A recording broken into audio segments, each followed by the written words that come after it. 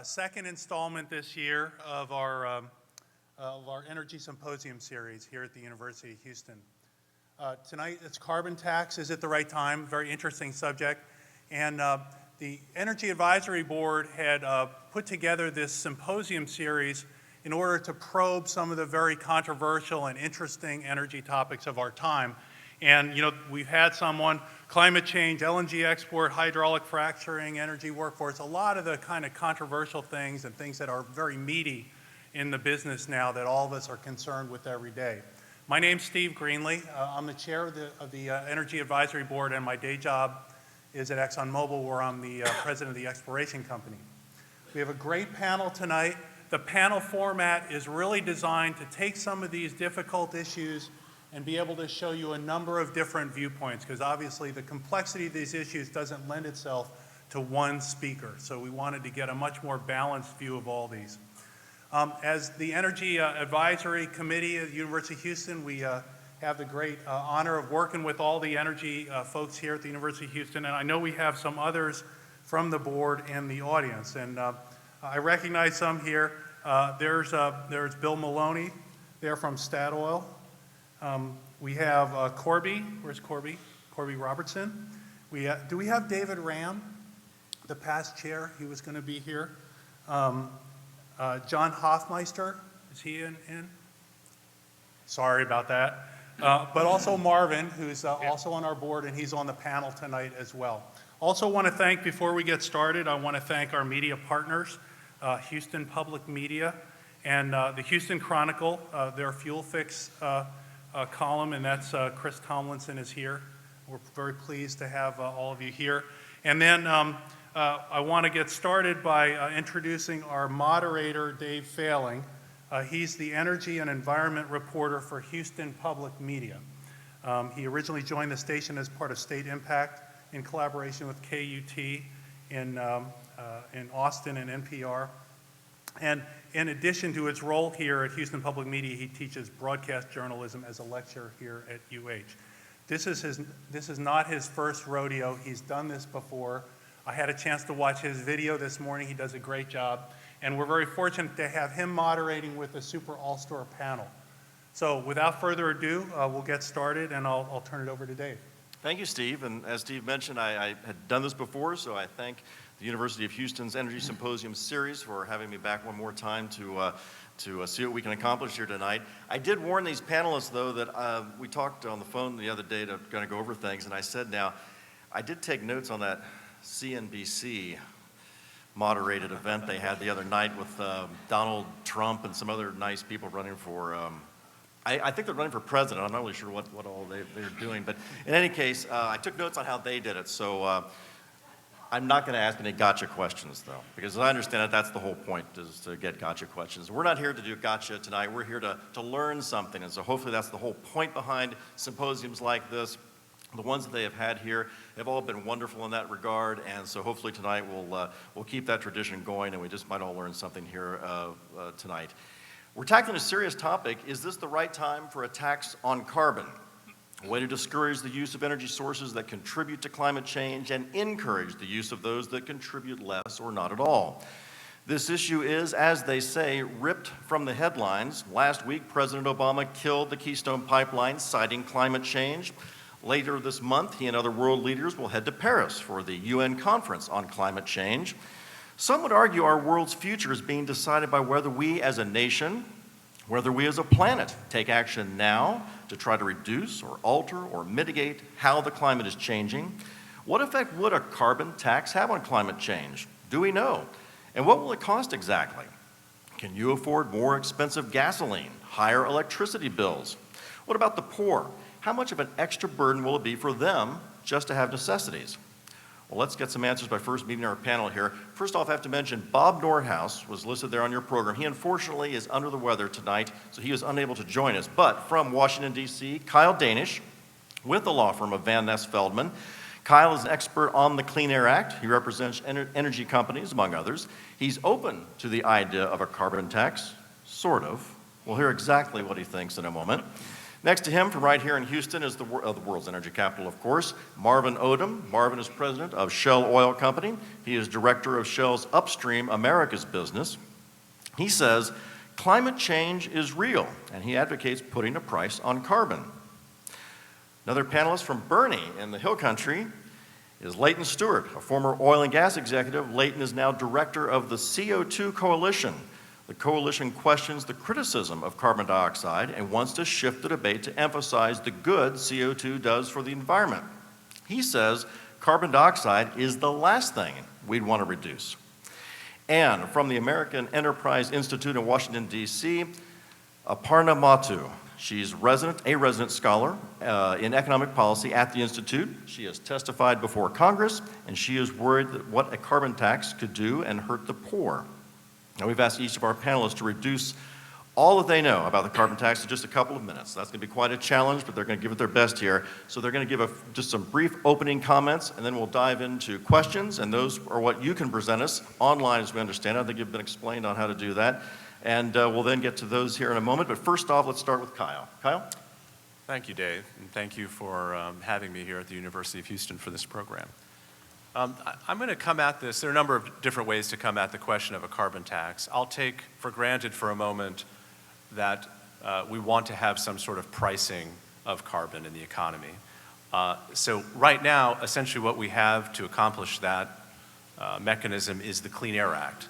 The Obama administration, in the absence of some congressional created climate-specific policy, has been using the Clean Air Act to regulate greenhouse gas emissions. And the Clean Air Act, relative to a carbon tax, can be thought of as a rather imperfect instrument for controlling greenhouse gas emissions, for getting this carbon price. It has limited coverage. It can't create an economy-wide carbon price in a very straightforward way.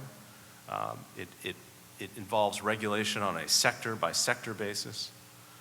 When you think of the transportation segment, the vehicle under the Clean Air Act is regulation of vehicles. So you're setting essentially efficiency or emission standards for vehicles. That doesn't provide any means of actually discouraging vehicle miles traveled, which could be a more efficient way of getting at emissions from the transportation sector in many cases.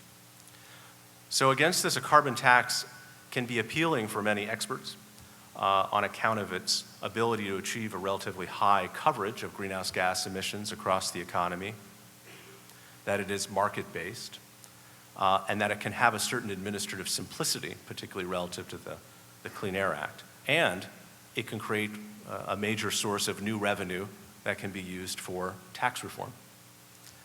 A realistic assessment of a carbon tax, though, does have to grapple with a number of issues. First of all, it is politically difficult. This would take an act of Congress, and Congress has to date not seen much interest in acting on either carbon or taxes. This would lash together two rather potent, difficult political issues into one neat package. And while we start from a sense of a tax as a much simpler instrument, my fellow tax lawyers can make almost any simple instrument rather complicated. If you look at the tax code, it's hardly a model of simplicity.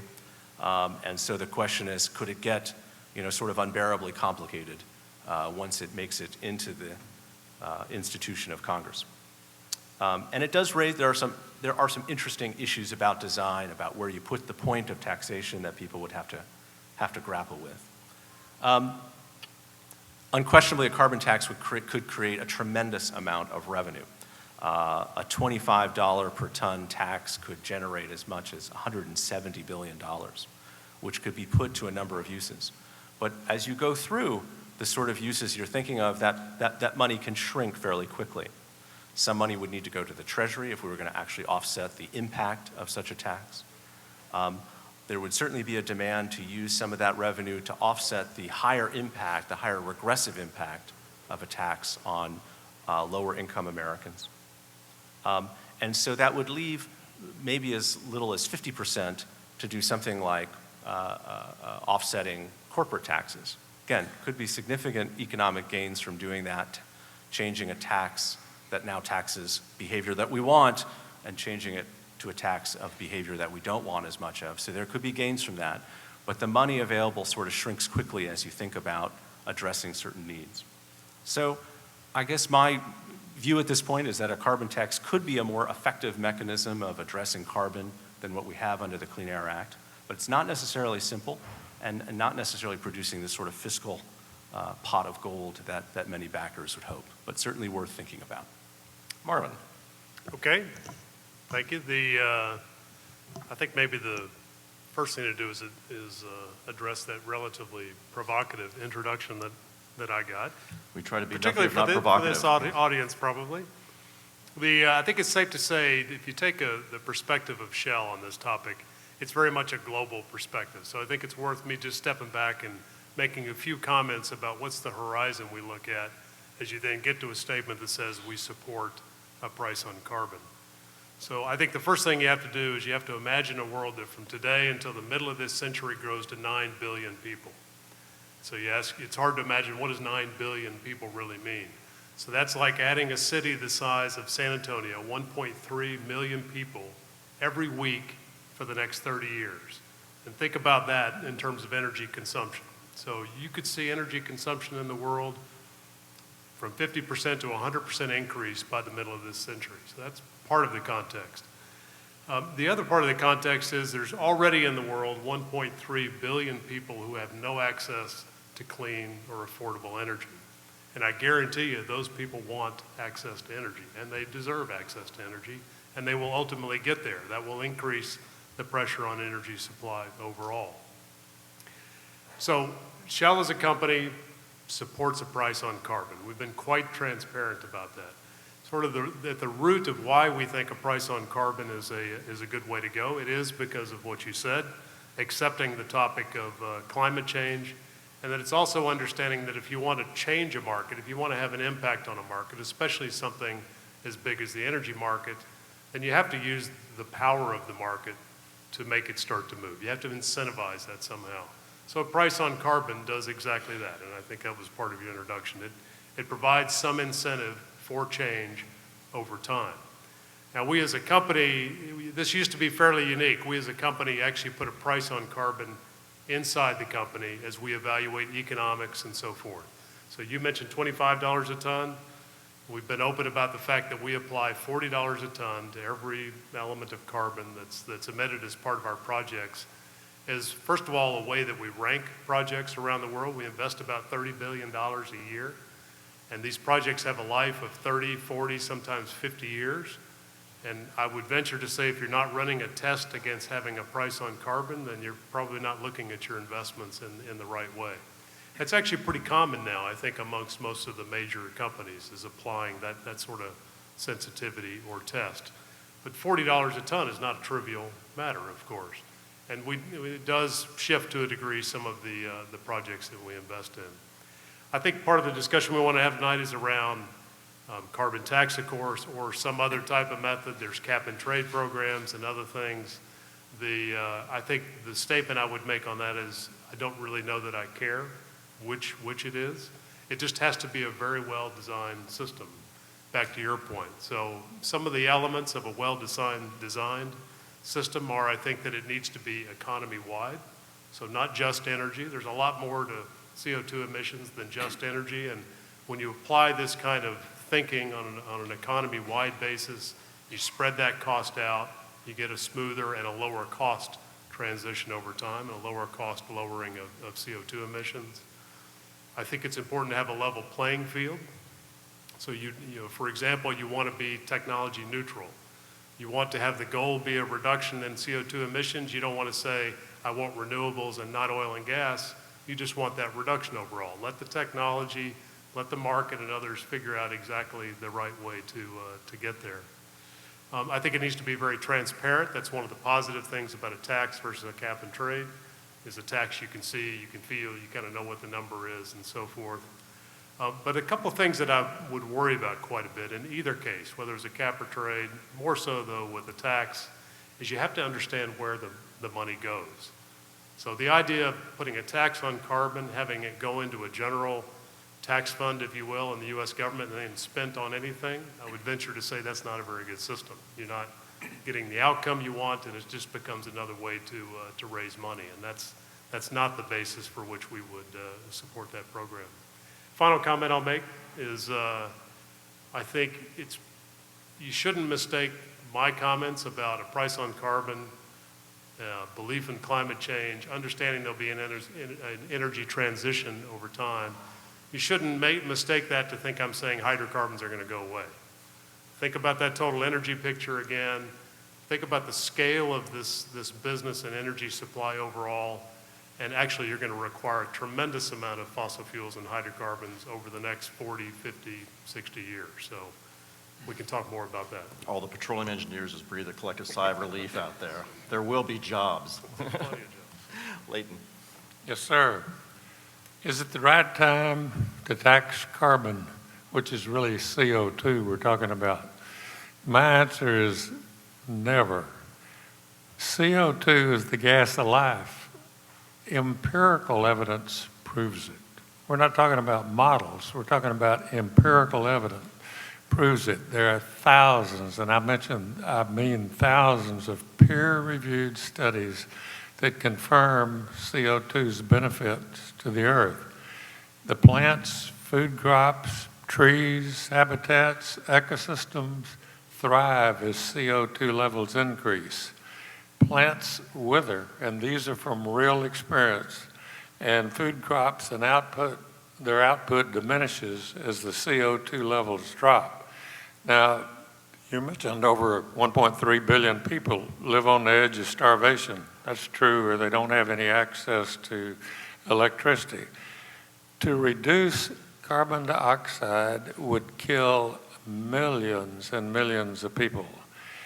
As we've gone through these successive decades, as CO2 levels have risen, despite all the negative things we've done to the environment, we have found out that the satellites are showing us that the Earth is greening. That is exactly what's happening. It's happened for 3 successive decades now. Earth has been getting greener and greener and greener, despite us paving everything in sight, putting buildings everywhere, and even clear-cutting a lot of the rainforest. Earth is greening as CO2 levels go up. There's been some warming that's helped that, but in the last half of this pause we're in, there hasn't been any warming, and CO2 is still going up, and Earth is greening. But isn't CO2 a pollutant, everybody says? It's going to cause catastrophic warming.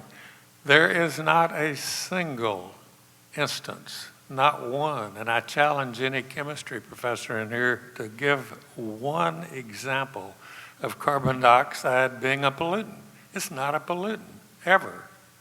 In 10 years of talking about this, nobody has ever given me an example of it being a pollutant. So all these catastrophic warming forecasts are coming from these unvalidated computer models, which have all been proven wrong now for a quarter of a century. And in fact, they're getting proven wrong still every day, and that is widening. So my comment is the true environmentalists are on the wrong side of this issue, and they don't even know it. They don't know it because the media loves catastrophic stories, and that's all we hear about.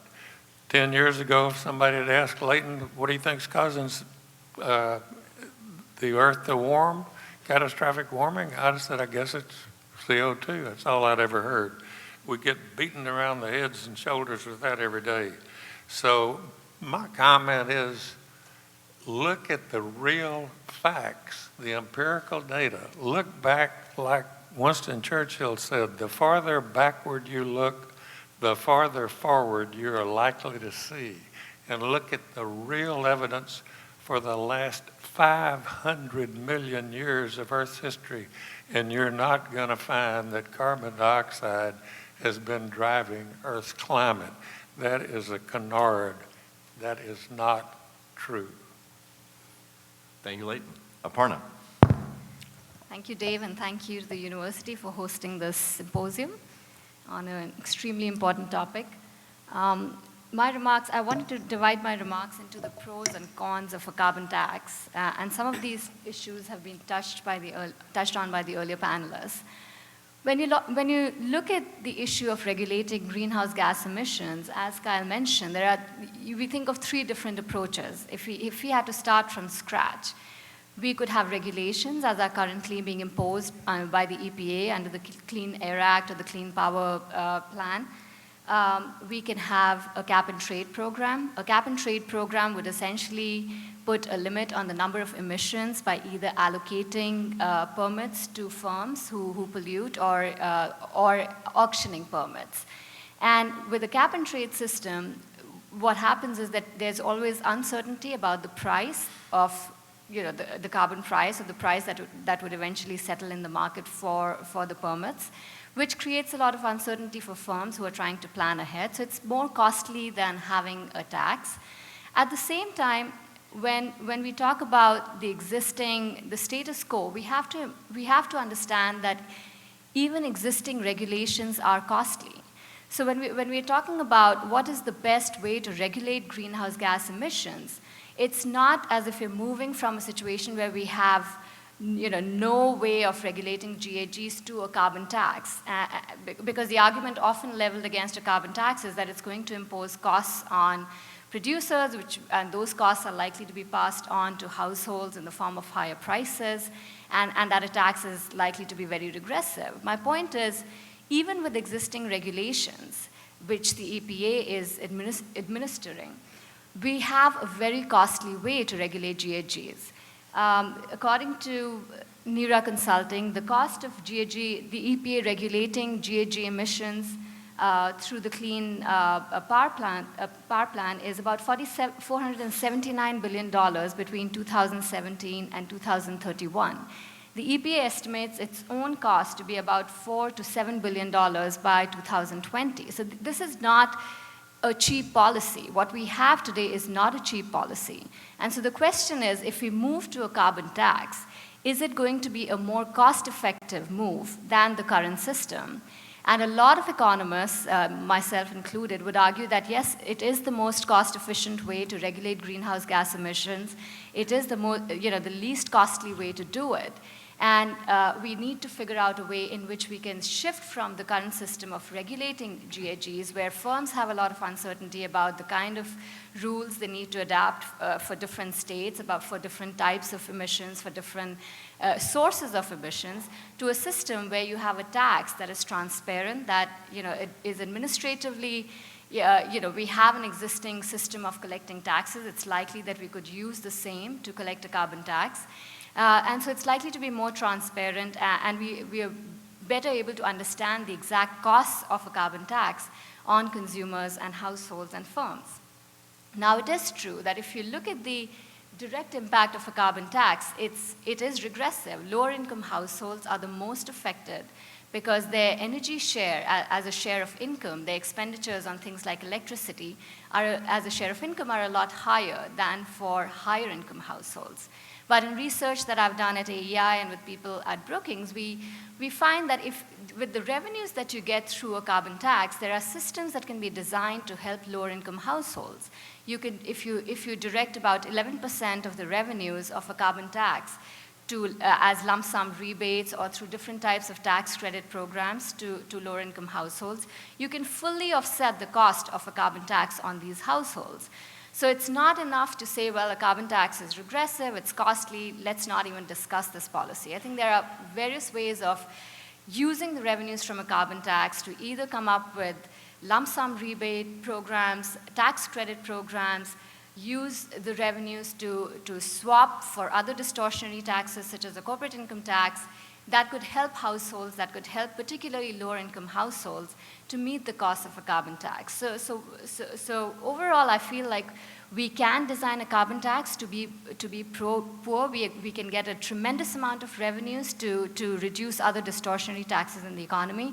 And we can design it in an economically efficient way, which may be vastly more efficient than the current system that we have. And we've already heard now cap and trade. You've mentioned it. We've heard it from this side. What cap and trade basically is, if I own a big power plant, I put out a lot of pollution, I can buy credits from some company that has something that doesn't pollute as much, and therefore it's supposed to encourage the cleaner industries eventually, but also collect a tax. This is already going on, though, right? I mean, there are places where cap and trade has been instituted here in the United States, between states. What can you tell us about that, Kyle? Yeah, there are a number of cap and trade programs underway in the world. Certainly in the United States, we have one in California for greenhouse gases, and a group of states in the Northeast have a cap and trade program called the Regional Greenhouse Gas Initiative. And then in the European Union, there's a European Union-wide cap and trade system. So there are a number and there have been cap and trade systems in the past for things not involving carbon dioxide. There's been a successful cap and trade program, for instance, to address acid rain. Acid rain. And did these things work? I mean, is there already a precedent that says that a carbon tax, a cap and trade system, could work? Yeah, I mean, yes, I think as these all a matter of design, it seems to me. So these are, in some ways, these are both market-based programs. And as Aparna has mentioned, essentially they're in the same family in a way. One way to look at it is that in each case, what you're doing is you're generating a price on the thing you want to reduce, and you generate the price in different ways. Under a cap and trade program, you create an absolute limit on the amount of emissions, and distribute allowances, rights to emit, and those are scarce and generate a price. But the price, you have certainty about the quantity of emissions you'll get. You have some uncertainty about the price that will result. In a tax program, you create a fixed price to emit, and you have some uncertainty about the amount of emissions that will result. Either one, they're different sort of paths to the same goal that end up having sort of different virtues depending on what you want. And here, as we're talking about here, one principle of design that could be important here to companies like Shell or to other companies is having certainty about price. And in the case of climate change, their emissions are so great and they're coming from so many different places. To limit the amount of emissions in any one particular time may not be that important, but a certainty on price over time might be quite valuable. I think Marvin mentioned that whole idea, what you just talked about, certainty.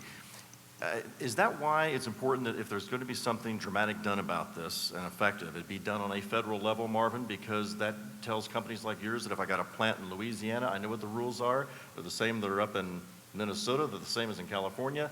Is that why this would be important, so that there's a nationwide policy concerning a carbon tax if it came to that, as opposed to letting the states do what they can in these coalitions and whatnot?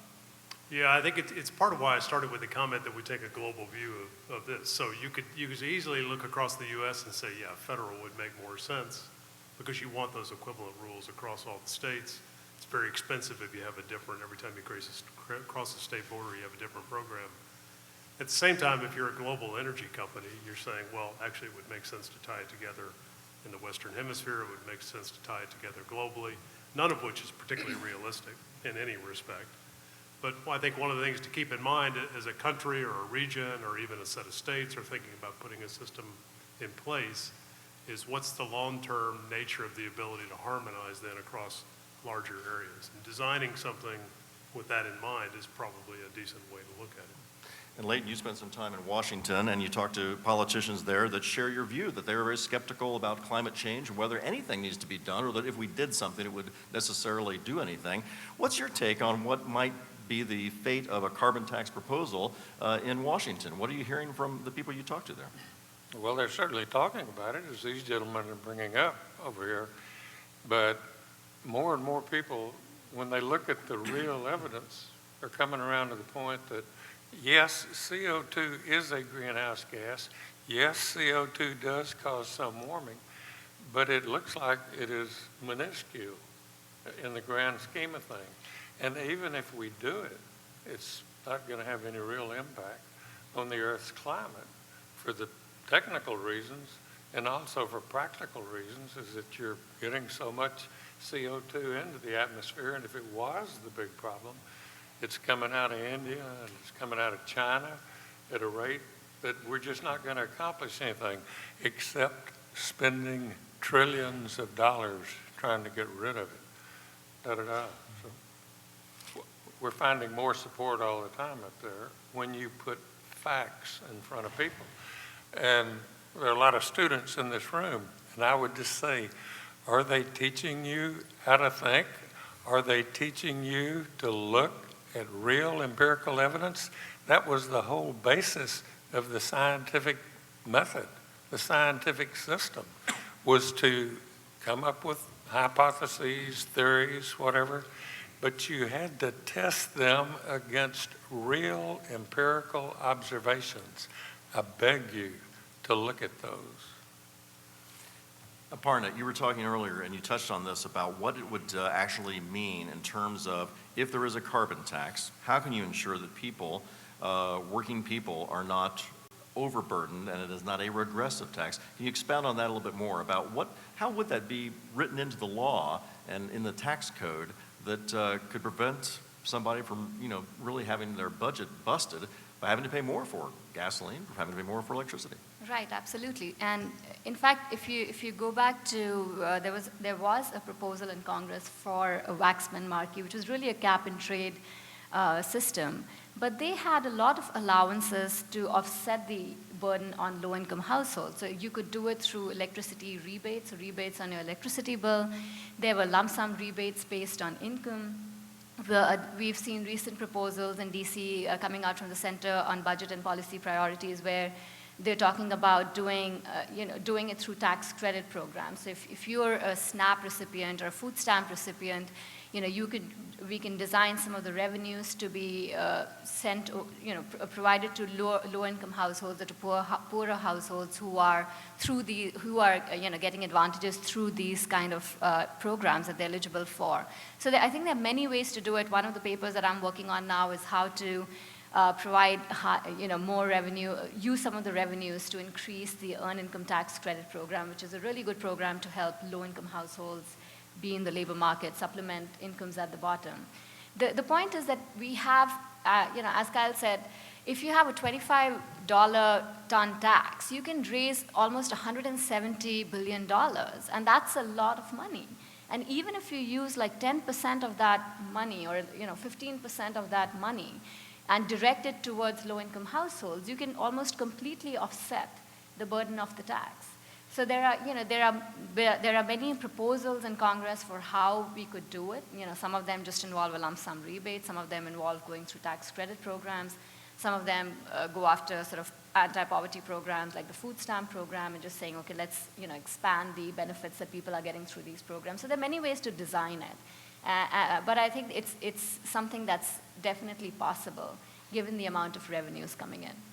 Let's talk more about politics, because this is certainly a political issue. This is something that's not going to happen without the political will to do it. And, there's states where they have warned state officials not to use the words or the phrase climate change. There's a state party platform that says that no state money should be spent on climate change initiatives. So there seems to be this big disconnect between what some believe is a critical threat and what others don't believe is a threat at all. So what's this mean to the realistic chances that you're going to have a carbon tax ever make its way through Congress? I'll just open it up. I can go first. Yeah, who wants to I touch think, on it? So one of the reasons, one of the papers that I worked on with Adele Morris at Brookings was we said, okay, it's very unlikely that a carbon tax bill would just go through Congress. There's absolutely no chance. I mean, we have enough trouble trying to get real tax reform and forget about introducing a new tax. But I think what both sides agree on is that if we could use carbon tax revenues to maybe reduce other distortionary taxes like the corporate income tax, you would get more buy-in from the people who currently are absolutely opposed to a carbon tax, because they would say, okay, you give us something in exchange, maybe we'll let you pass, let this go through. So our understanding is that it's much more likely that a carbon tax could be part of a larger reform package or a larger tax package that is not just a standalone carbon tax, but something that gives the other side what they want, which is maybe reductions in the corporate income tax, reductions in personal income tax rates, and also at the same time maybe helping low-income households through different programs. So the horse trading thing. Yes, absolutely. What will you give me if I give you that? Yeah. Is that what? I think what I would add to that is I think there's virtually no real political will, consumer will, or otherwise to Yeah. pass a carbon tax in the U.S., period. I mean, it's just not there. And I don't think that surprises anybody. So I wouldn't anticipate that happening anytime. What I would say, though, is, be very careful to think, okay, since that's the case, there's not actually a price on carbon or a burden, Yeah. in particular on industry, because the roundabout way of getting there, by regulating particular aspects of it or limiting this type of production or saying I want X% renewables or so forth, is just a much more expensive way of getting to the same place. Which is what is happening. That's exactly what's happening. Yes, because they've told the states, you've got to figure out ways to cut greenhouse gases. How are you going to do it? How are you going to change your power plants? Those are all expensive things, so. I have to bring up, and somebody in the audience may know a lot, or somebody up here actually may know a lot more about this, but I think we talk about well-designed systems. Germany's a really interesting case for you because you hear a lot of press about Germany being this incredibly strong and successful drive towards renewables.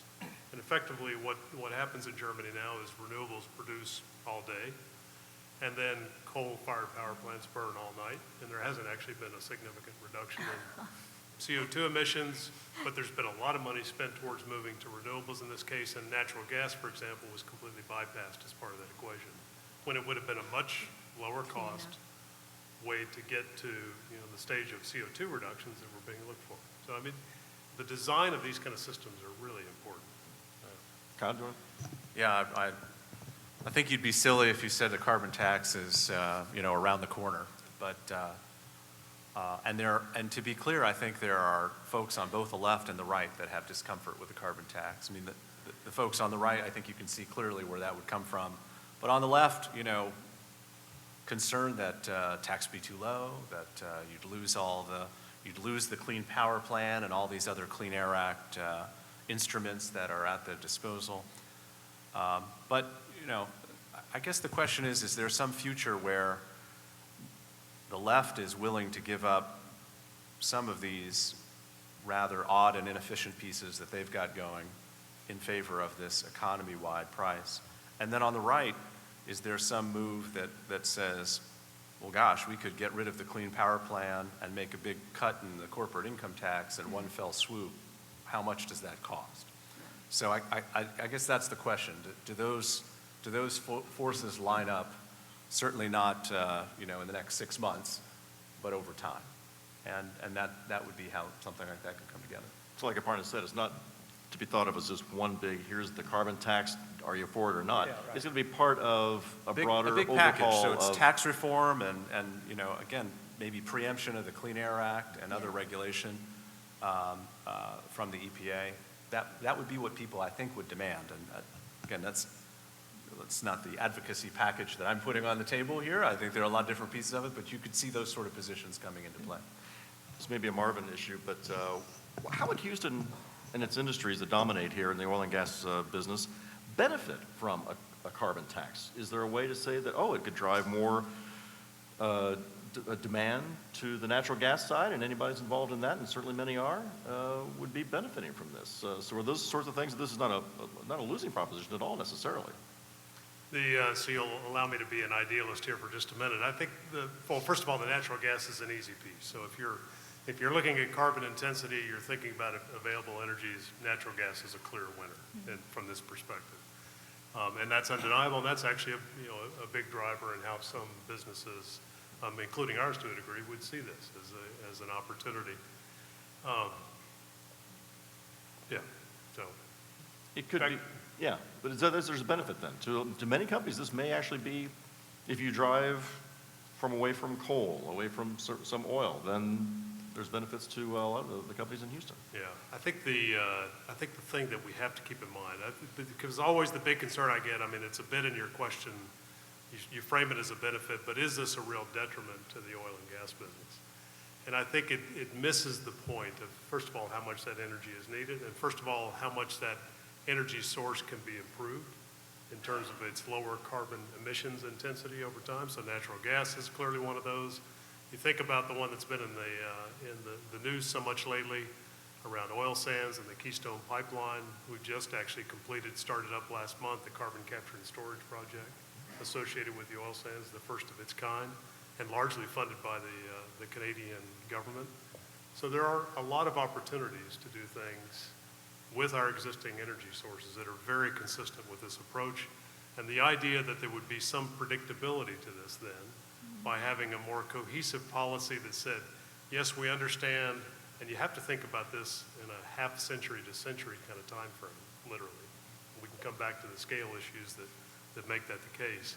But to think you had some predictability here from a price on carbon perspective, and then you have some hope of getting a rational energy policy in place, maybe for the first time, at least in a number of decades for this country, where you can think about, and how would you get your mind around pipelines and infrastructure and oil and gas and addition of renewables and other sources of energy in a holistic policy that's completely absent in the sort of soundbite debate we have around this topic right now.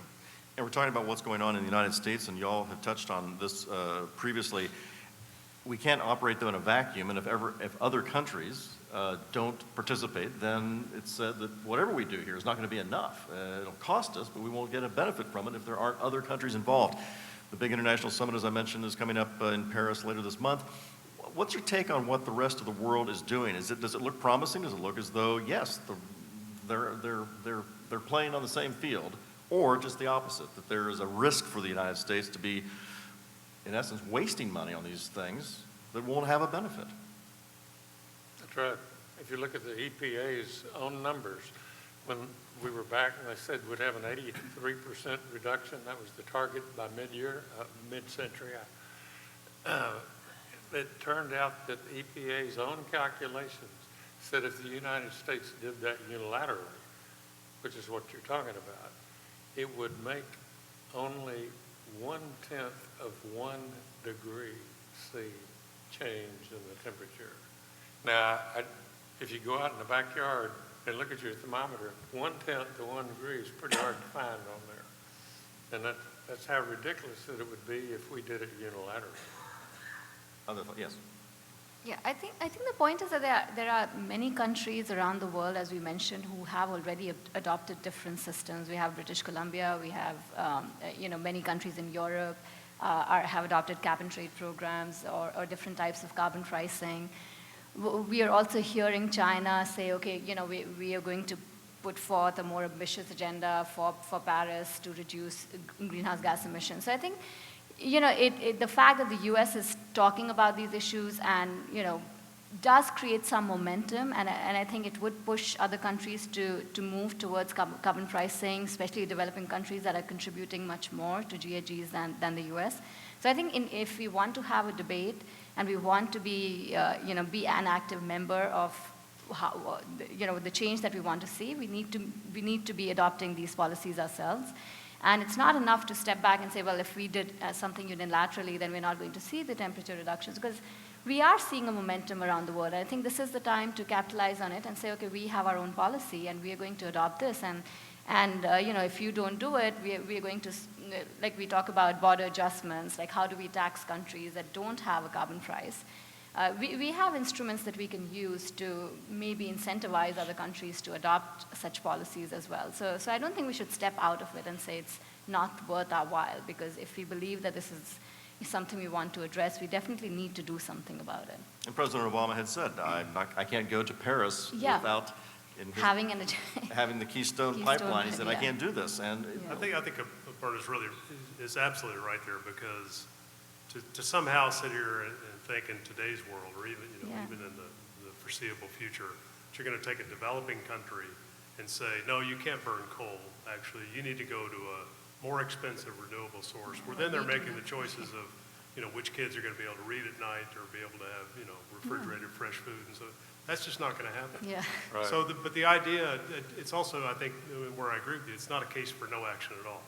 So I think the idea of setting up a system that stimulates innovation, develops technologies, is actually can be a good thing for this country, can be a leadership role in the world, and technology is transferable. So that does ultimately reach a broader audience. And we might have to suffer here, but it does send a message, and that may be, in a global sense, what you have to do to Well, I be think a it's leader. part of why we're up here talking about it, because and why we say, it's not very likely you get a tax and other things. It's a very controversial topic. And the idea that the words you just used, so we suffer here, it's for some case in the longer term good, that's just not an argument that goes around. at this point in time. Now, designing a system very well, making its impact, regressive impact, as minimal as possible. There's a way to do it better than not, but it's a very difficult thing to get across the line. Kyle, any thoughts on that? No, I think everything's been well said. I guess I was remembering your question about cap and trade programs, and it occurs to me that China is probably going to have the most number of people and tons subject to cap and trade programs pretty soon if they fall through. How many cities are they going to do cap and trade in? Yeah, but they've been talking about it. I don't know. So they may have broader carbon pricing than the United States pretty soon. Right. The U.S. will be sort of stuck with its command and control systems, and China will have market bases. Would be sort of a funny outcome. That's right. I want to get back to what's politically possible back in this country, and we talked about the trade-offs then of what can you trade for if you ask industries to sacrifice and to change. What sort of things, Kyle, do you think are reasonable to believe that you can write a tax code, and what sort of things, and you give back to industry to incentivize them to want to be part of this? Do you think it's realistic that can work that way? Well, I think, again, that I think a constant theme that we've had here is about design, and design matters. There's certainly some designs that you can imagine that are can have some favorable measures for industry. I think, obviously, the idea of coupling, using the revenues from a carbon tax as a basis for lowering the corporate income tax would be, I could think, largely appealing to many companies, and done the right way could mean that there would be a productivity and efficiency impact from that step that would offset much of the cost of the tax on carbon. Again, difficult to calibrate that the right way, but that seems like the most obvious thing. I think that industry would also very likely want to see some preemption, and we've talked about this sort of indirectly in our comments, some sort of preemption of some of the Clean Air Act regulations that otherwise would apply. So the idea of taking away the Clean Power Plan, for instance, or taking away or moderating the tailpipe standards for vehicles on the theory that the price on carbon would be a more than adequate substitute for those regulatory programs. These are some of the things I would think that would be important things for industry to see in any sort of carbon tax policy. It may well be that there are ways to streamline on the theory that if you're taxing the carbon, you've got a built-in check, much the way Shell already has on its projects. There would maybe not be as much of a reason to go after individual projects in the way that we saw with the Keystone project, and now we're sort of increasingly seeing this sort of project by project, supply by supply attack. You might be able to use the carbon tax as a basis for saying that there's not that sort of need to sort of attack individual projects because they're effectively paid up. They're paying they have been integrated the carbon price already from what they're going to be producing. Again, I think there are a number of different levers that you could play with and that I think would be necessary for industry to come to the table on something like this. Anybody else want to weigh in on that? Well, I just think, a related point, I just think somehow and there are probably political scientists in there that could help figure out the best way to do this, but we've got to get this discussion, similar to your question, back to the facts and the science and the other people, get it all on the table, understand how complex this issue really is, understand the scale of energy, if I can relate it back to energy again, and the time frames it takes to make these kind of choices. And you can't actually, the sound bites of, oil and gas is bad, or the sound bites that renewables are already on parity in terms of cost with oil and gas, none of those statements are true. So you got to get the facts on the table, have a real discussion about what is possible today, what will be possible over a decade's period of time.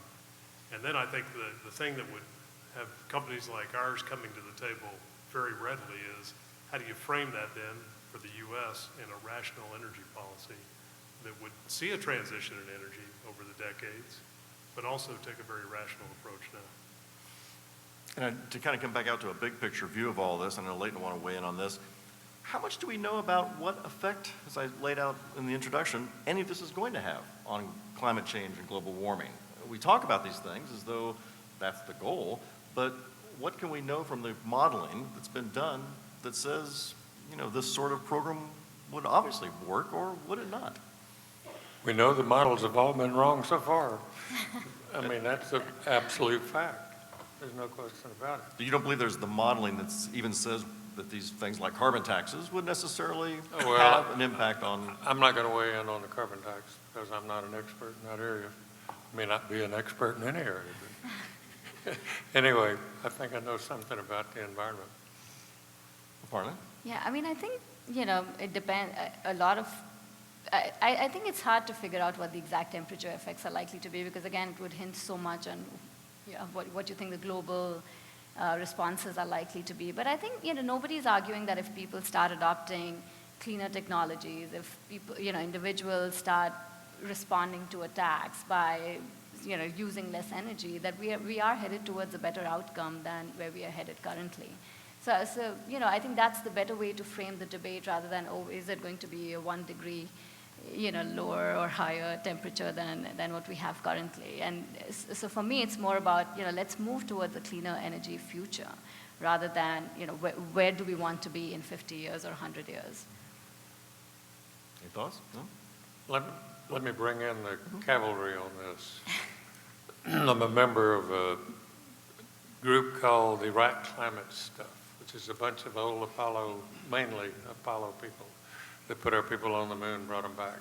We're talking about physicists, astrophysicists, geophysicists, mechanical, electrical engineers, meteorologists, statisticians, geologists, all working together on one team for 3.5 years, which is the most interdisciplinary team. There's not one here at the University of Houston, and there's not one in any university in America that is that interdisciplinary, particularly to work together for 3.5 years. This is what they've come up with after 3.5 years of study. And these are really seasoned scientists. Compare this with what you're hearing coming out of the administration. The science of the major cause of climate change is not settled. Natural processes dominate climate change. Man-made CO2 impact appears to be muted. Real empirical evidence does not support catastrophic warming. The government is overreacting to concern about man-made warming. The catastrophic forecasts are coming from unvalidated climate models. The climate models contain assumptions of Earth's sensitivity, which is a doubling of CO2, to CO2 that are far too high, that the EPA and administration call CO2 a pollutant is scientifically embarrassing. And then using 165 years of real temperature data, not things that have been crammed into these models, but looking at real temperature data and CO2 data, the maximum rise in temperature projects at only about 1 degree Celsius by 2100, the end of this century. That is a pretty powerful statement coming from a lot of real bright people that have been working together night and day for 3.5 years. And politically, you find quite a few politicians that agree, correct? Yeah, they'll agree with that. All you have to do is show them the data. So I gotta come in here a little bit because I took a different position from the very beginning. Okay. And of course, a debate on how real is climate change is a completely different discussion, and it takes much longer than an hour to do it. But I think it's probably, let me just state again, if I can, this position of the company, which is the models are not exact. There is clearly uncertainty in the model, and we have maybe a different definition of uncertainty.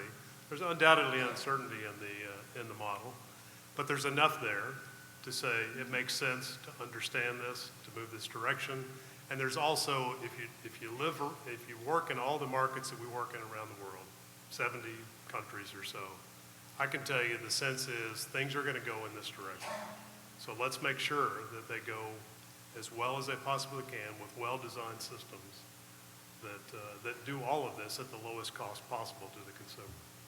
We've just got a couple more minutes here, and I want to, before we get into questions, but to stay on that one point, though, it does seem, and I hear this all the time from people in the industry, when it comes to regulation, they really aren't so concerned about the debate and coming to some final conclusion. It's just give me a regulation so I can get back to work, right? I mean, you need the certainty to make those plans to run your business. Is that what this comes down to? Is it really, tell me what the law is, and then we'll go forward? No, I don't think that's the case. No. I mean, certainty's great, but a certain really bad regulation is a really bad thing. I mean, But so no I won't fall into the trap of saying, yeah, that's Or a lack of regulation on is something also you- very damaging. That's right. I agree. Chris Tomlinson, are you in the house? Where'd Chris go? Any kind of certainty is okay. It has to be well designed.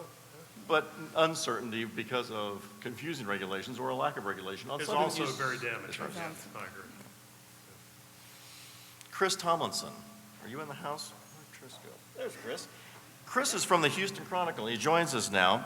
Chris Tomlinson, he writes about business, energy, and economics, and he's been looking through all the questions that you've been submitting online. And I guess to use the vernacular, it's like, what's trending right now, Chris? Well, there are a lot of questions. We've had well over 70 at this point, and clearly we're not going to get to all of them. But many of them have similar themes. And I think the one question a lot of people have for Marvin is, why is Shell embracing this issue when so many other major international oil companies are not? I know that there's a European coalition forming, but in the United States, there seems to be opposition to the Netherlands, a low-lying country. I think the interesting thing about a company like Shell, and I don't think this is unique to Shell. I think there's a number of categories in the same dimension. These are very, very global companies. So to say Shell's from the Netherlands, or Shell is actually a company that's working in over 70 countries in the world and is a very, very global company that tries to pull those various views together. As a matter of fact, when it comes to this topic, it really is much more about, I think our conversation has largely been around the U.S., but as we work around the world, it's largely about coming into a situation, into a government, and saying, what are your goals? What do you need? How can we help you accomplish that? And part of that context is climate and where regulation's going and where the world's going and where they want to be, and then we help them solve those problems. And that will look different in many different countries. Okay. And Aparna, there's a lot of concern that a carbon tax would become basically a global redistribution of wealth, and that perhaps this wouldn't be the best outcome or the most efficient use of that capital. There are also questions about initiatives that would basically send a rebate check back to people. Can you address some of these concerns about the redistribution aspect? Yeah, absolutely. I mean, so it's absolutely true. If you look at all the modeling that we do with what would happen if you had a carbon tax, all the models show that lower income households are definitely worse off with the tax as compared to higher income households. So you do see that the burden is a lot higher at the bottom. But as I said, that's not the reason to stop talking about a carbon pricing policy, because we are, at the same time as we're putting the tax, we're getting new revenues. We're getting about $170 billion with a $25 per ton carbon tax. And there are ways, and many, many ways that are being discussed now widely in DC, ways to help supplement incomes at the bottom, use a portion of the revenues to help people at the bottom. And there are many ways to do it. As I said, one is we can just do lump sum rebates to households. If you are at a certain income level and we can estimate what the likely burden of the carbon tax is, we can actually redistribute directly some of the revenues to lower income households. There are other ways which a lot of people prefer, because we don't trust just sort of lump sum rebates, is to do it through the tax code. One of the ways is to expand like the earned income tax credit. The earned income tax credit is a program that's available to low income households that basically supplements any income that they earn in the labor market. So expanding the EITC would essentially give dollars back to people at lower incomes. We could do it through the food stamp program by increasing the amount that recipients can claim through the program. So you have to understand there's a lot of discussion about how do we offset the regressivity of a carbon tax. And John Delaney recently came out with a proposal for, in fact, using carbon tax revenues to cut corporate income tax, but at the same time having a lot of these redistribution aspects in it, which is, let's provide assistance to families who are hurt. So there are many ways to design it in a way that would actually offset the regressivity quite a bit. Thanks. Kyle, there was a question to you about the impact of fossil fuel prices on the effectiveness of a carbon tax. One member of the audience observed that renewables and other forms of electricity seemed a lot more competitive at $109 a barrel for West Texas Intermediate. It's a lot, the market responded, drillers found cheaper oil, put more on the market. Some similar things have happened with natural gas.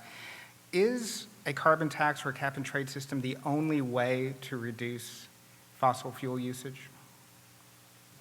Well, certainly not. There are other ways to reduce fossil fuel use, and some of those are in play right now. The Clean Power Plan rule is a program that sets emission goals for each state, requires states to develop plans, which can be cap and trade plans, to limit emissions from fossil fuel-fired power. And then, as we mentioned on the transportation side, we have emission standards for motor vehicles, which essentially push much more emission-efficient cars onto the road. So, in a sense, if you think right now that the oil sector is sort of free of regulation, it's not. Those standards have actually probably contributed to a significant decrease in consumption of petroleum in the United States due to these standards, which are scheduled only to get tougher and tougher over time. I think the question that people who look at policy struggle with are those efficient ways of doing it. And I think, as Aparna mentioned, right now you could argue that we are really already bearing a lot of regulatory costs that may be higher than they need to be to achieve the same emission reductions because they're inefficiently designed. And I think the question that people put on the table when you think about climate policy is whether just this one price all the way through the system that's just based on carbon, which would have the sort of seemingly natural effect of privileging natural gas over coal, and would have the natural effect of getting people either to reduce their use of petroleum or get more efficient car or do whatever. Whether that would be a more efficient way to get and a lower cost way to get to the same end. But right now we have a whole bunch of policies really aimed at fossil fuel consumption. The question is whether they're working the way they could. Leighton, I have to admit you have sparked the most conversation. There is enormous concern in the audience that you are selectively choosing your data, that you're ignoring things like ocean acidification, desertification, and many observable and empirical changes in the Earth's climate. So I guess to summarize about 30 of the 70 questions is how can you reach these conclusions when there's so much scientific evidence to the contrary?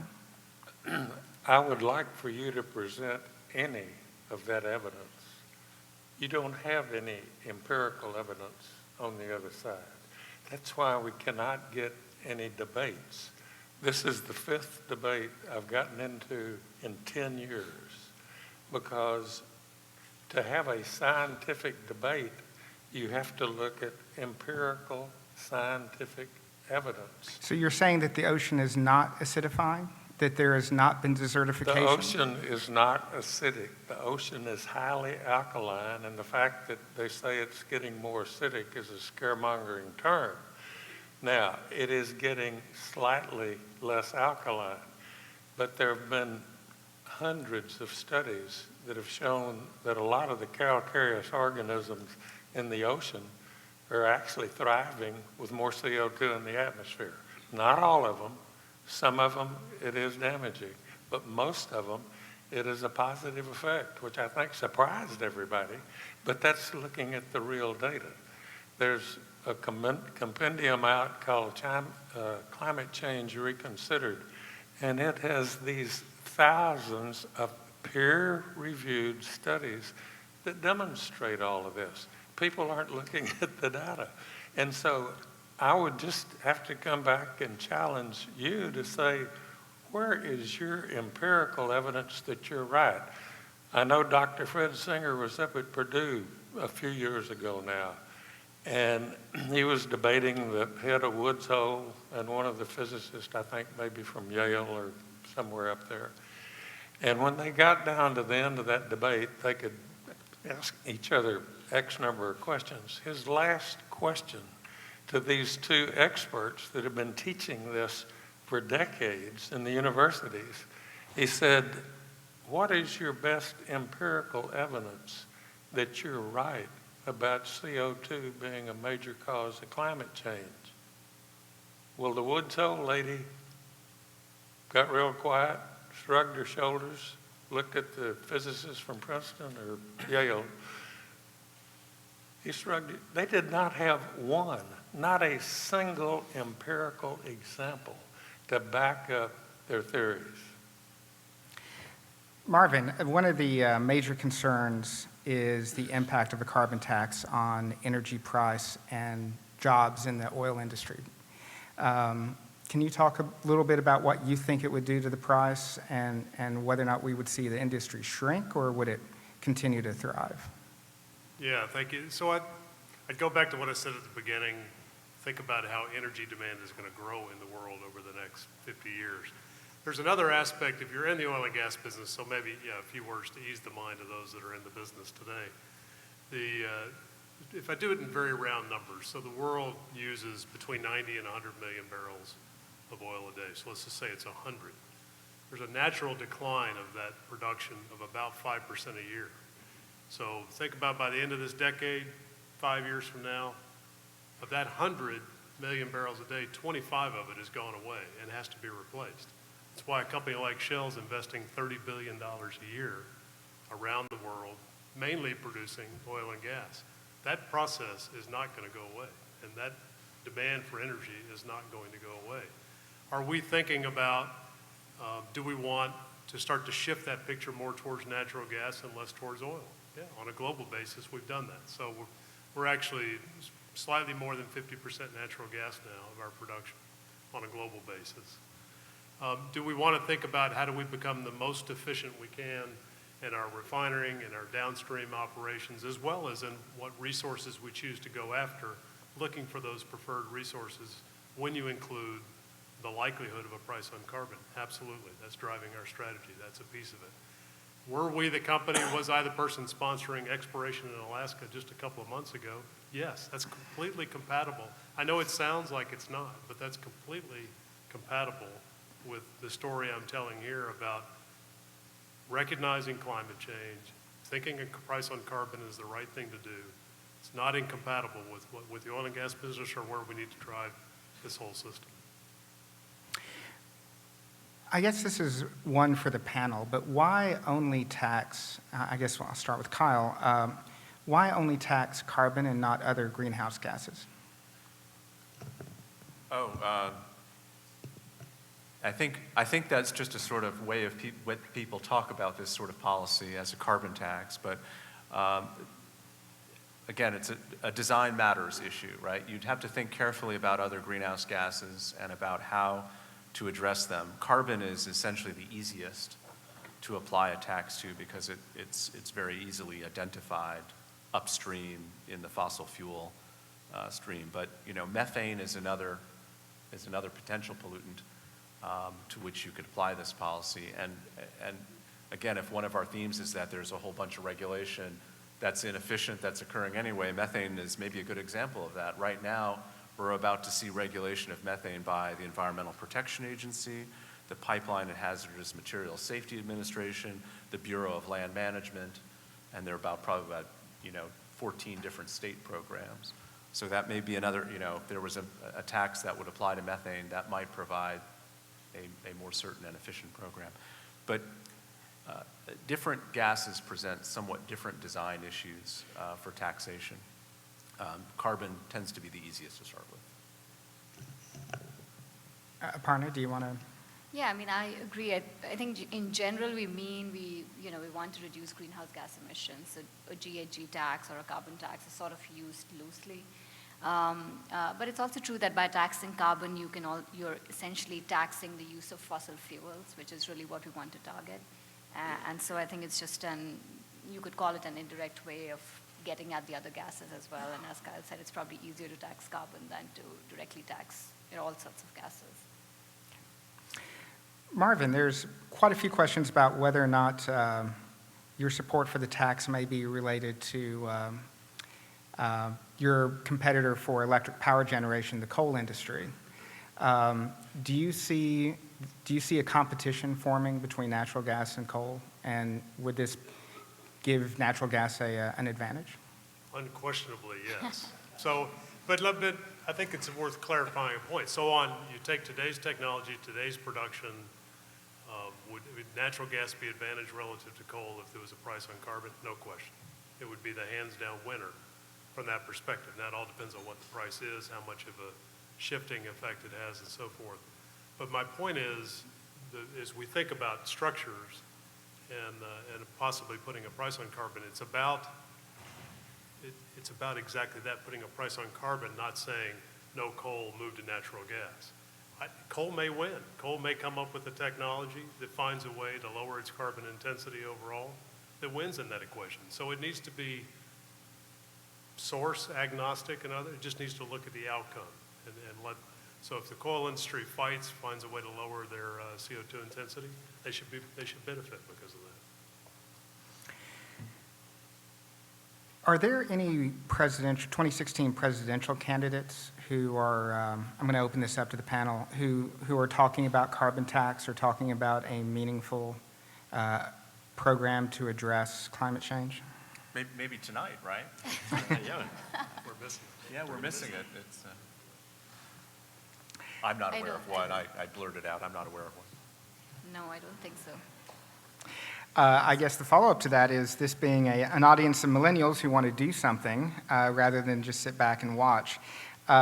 What can they do to build, I've got several questions about what they can do to try to build political support for a carbon tax, if that's the best solution. Leighton made a call to everybody to understand the science. I like the theme. I think anybody in this audience that's interested ought to educate themselves on the topic, which is understanding the complexity of this topic. There are no simple answers. If somebody gives you a one-line answer, I guarantee you it's wrong. Right. Yeah. So you need to think about this in an empirical sense, and how do you have an impact on the economy? What's the time frame in which you want to have that impact? All of those are very complicated issues. It's why this won't be settled for a long, long time. Another one I'll open up to the panel is, are there any CO2 tax or cap and trade systems that are actually lowering CO2 emissions effectively, be it California, Germany, or somewhere else? I think the European systems have been lowering emissions generally. That's what the data say. These are the experts around the systems that are working around the world. So this is an educated opinion, but it's not a completely educated opinion. But there are systems that are working. But I think for the most part, the prices that are actually coming through those systems are still too low to make much of a difference. Right. So I think the trading system in Europe right now yeah. is still single digits, less than $10, Right, yeah. maybe more like $6 or so. That's not enough to really make a significant difference. Consumers don't see or feel that as a significant impact. Great. And I think, Dave, I'll pitch it back to you. Very good. Those are all great questions. And I learned a lot tonight, but I want to just let you have one more opportunity to sum all this up in 30 seconds or less. Now, that is quite a challenge, about what you think we should all know about whether this is the right time for a carbon tax. We're going to switch things around and start with Aparna. Okay, great, yeah. So one of the arguments we always hear against a carbon tax, as I mentioned, is that it's a regressive policy. You know, why should we impose a new tax on lower-income households? And I think I just want to leave you with the message and the policy idea that we can design a carbon tax to be pro-poor. We would get a tremendous amount of revenues. We can use the revenues to reduce other distortionary taxes in the economy, and we can use the revenues to offset the burden on low-income households and actually expand a lot of programs that exist to help low-income households. So let's not stop talking about a carbon tax because we believe that it really hurts the poor more. Leighton. Okay, my answer is never. Never is the right time. Right. Was that long enough for you? That was less than 30 seconds. Yeah. We got 28 more left, Okay. but you don't have to use them. Well, you're talking about taxing the gas of life. It just doesn't make any sense because the empirical evidence doesn't show that CO2 is any kind of major cause of climate change. I agree with what you said is that the science is not settled because it is an extremely complex thing. Plant science is a whole lot easier to understand than climate science. But we don't have any business taxing the gas of life. Marvin. Well, I'll make mine very simple. I think the time is only right when the political will and the will of those supporting the politicians is there to make it happen. That doesn't seem like that's going to happen right now. But I do think it's the time to get better educated on the topic and start to understand, don't listen to the sound bites. Start to understand it in more detail, then you can make an educated choice. There you go. Kyle. Yeah, I'd like to pick up Marvin's point because I was thinking about the number of students that are in the room. We're in the sort of silly season of politics and policy, and there are going to be a lot of, people telling you that certain things are simple to do. And I think one thing to keep in mind is that the energy system, as all of you know, is really complicated. We rely very heavily on it as a society and globally. It's not something you want to tinker with lightly. And the systems that we're talking about to address climate change, whether they're tax or regulatory, they are also complicated. So we're talking about trying to apply complicated systems to one another to achieve various results. And I think people should proceed carefully and get their facts and really be good students of these things, because I think there's a lot to learn about how to do these things the right way and a lot of mistakes to avoid. So I hope we've been a little bit helpful in shedding some light on some of those issues. I think everybody here will agree that that is exactly what has happened, and I think you've all been very helpful. A round of applause for our panelists tonight.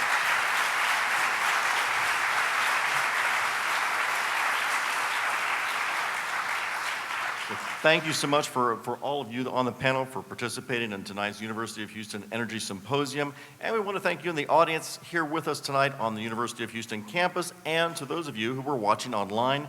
Thanks so much for all those great questions. We hope you learned something tonight. Have a great evening. And with that, let me also thank Dave Failing and Chris Tomlinson. Really wonderful job moderating this. I'm Ramanan Krishnamurthy, Chief Energy Officer here. Not going to hold you up much longer, but I want to thank the panelists here for a terrific debate. These questions are not easy. The answers even more difficult. And I think you just got an inkling of what the issues are, how complex they are, how they pull at your heartstrings, and that's the hardest part. They pull at your heartstrings, but you've got to watch out to get the right decisions made. And I think, thank you all for really being unemotional about it and yet making the points so effectively. Thanks again.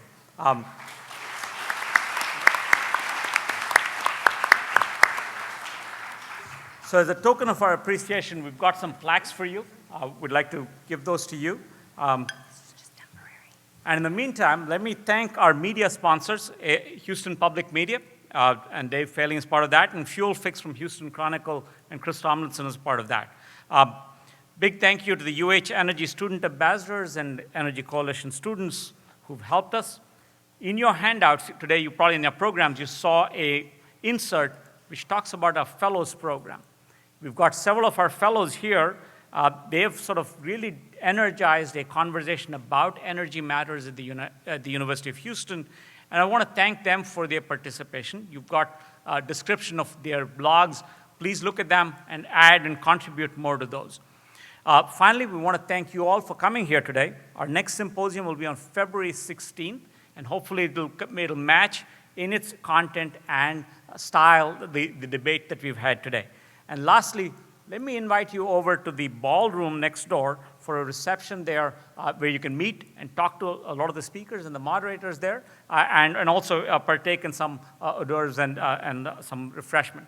And for that, we want to thank PKF Texas, and they've been our generous sponsor to put that reception together. With that, thank you all, and look forward to seeing you at the reception.